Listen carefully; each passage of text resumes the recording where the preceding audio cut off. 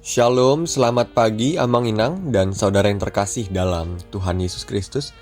Berjumpa lagi bersama dengan kami dalam program Renungan Harian HKBP Getsemani.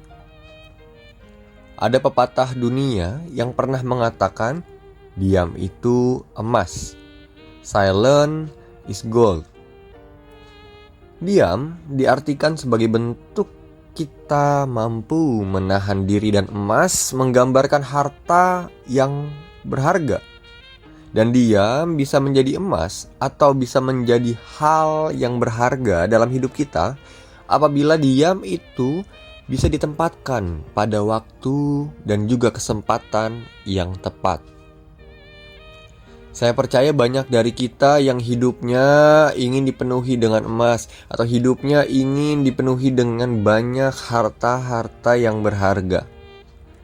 Oleh karena itu, mari kita belajar satu kebenaran mengenai diam dari firman Tuhan yang hari ini menyapa kita pada pagi hari ini, yang diambil dari Amsal pasalnya yang ke-10, ayatnya yang ke-19. Di dalam banyak bicara pasti ada pelanggaran, tetapi siapa yang menahan bibirnya berakal budi. Demikianlah pembacaan firman Tuhan. Nah, dari Amsal 10 ayat yang ke-19 ini kita dapat mempelajari cara diam yang benar. Diam bukan berarti dalam hidup ini kita gak boleh berkata apapun gitu ya. Karena diam itu emas, artinya gak boleh dong ngomong dan sebagainya, gak gitu.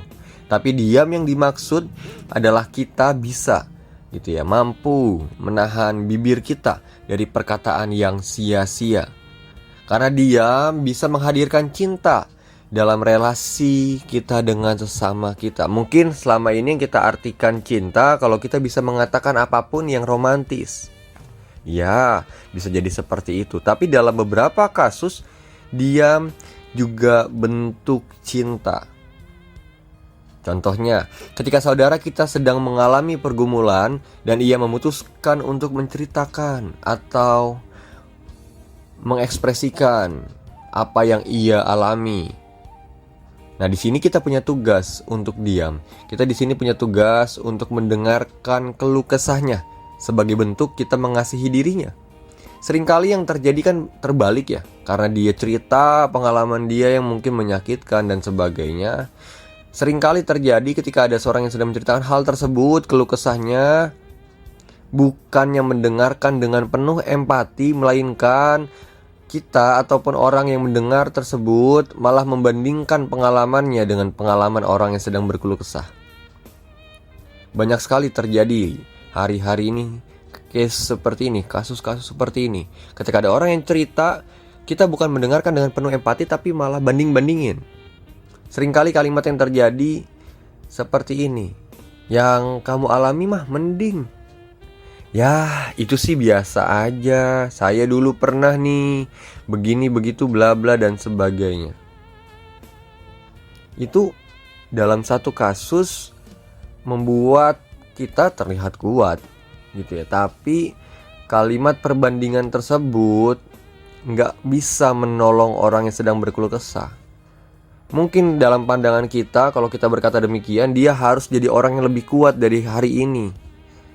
Tapi bukannya menolong orang tersebut, tanpa kita sadari kalimat tersebut, kata-kata tersebut malah membuat orang jadi terasa terpojokkan. Itu kalimat yang tidak ada kata empati di dalamnya.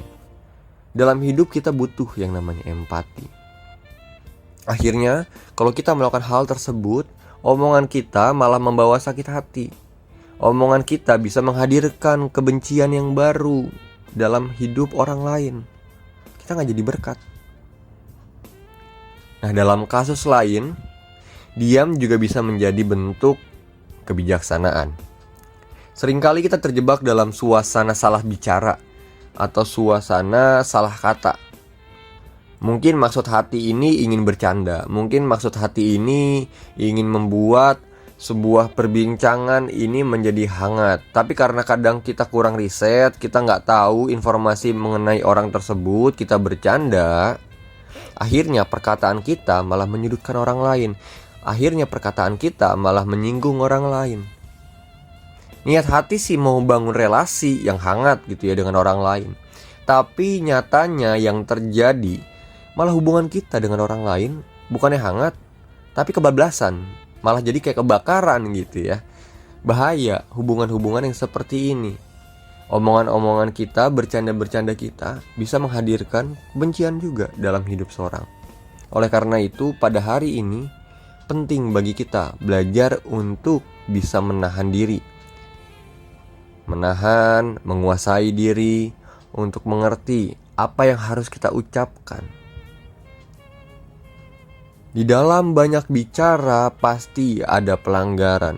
Banyak bicara bisa menghadirkan pelanggaran. Tetapi siapa yang menahan bibirnya berakal budi, tahu kapan harus bicara apa, dan bagaimana caranya bisa berbicara. Itu bentuk kita bijaksana, bentuk berakal budi. Mari kita belajar untuk memikirkan terlebih dahulu setiap kata yang akan keluar atau kita ucapkan dari bibir kita, supaya perkataan kita bisa jadi berkat bagi orang lain. Mari berdoa. Kami mengucap syukur atas kebaikan dan kemurahan Tuhan dalam setiap kehidupan kami, terkhusus pada firman Tuhan yang kami pelajari hari ini. Kiranya melalui firman Tuhan hari ini kami dimampukan untuk belajar berdiam, belajar menahan diri, dan belajar menguasai diri ini.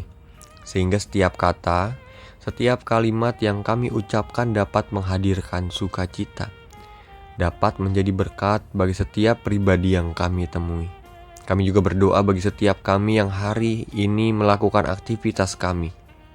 Biarlah Tuhan berkati setiap hal yang kami kerjakan, sertai juga Tuhan setiap langkah kami dan juga tuntun setiap kehidupan kami, sehingga semakin hari kami semakin bertumbuh di dalam Tuhan. Inilah doa dan permohonan kami di dalam nama anak-Mu Tuhan Yesus Kristus Juru Selamat kami yang hidup. Amin. Selamat menjalani aktivitas sehari ini. Selamat saluran berkat Tuhan.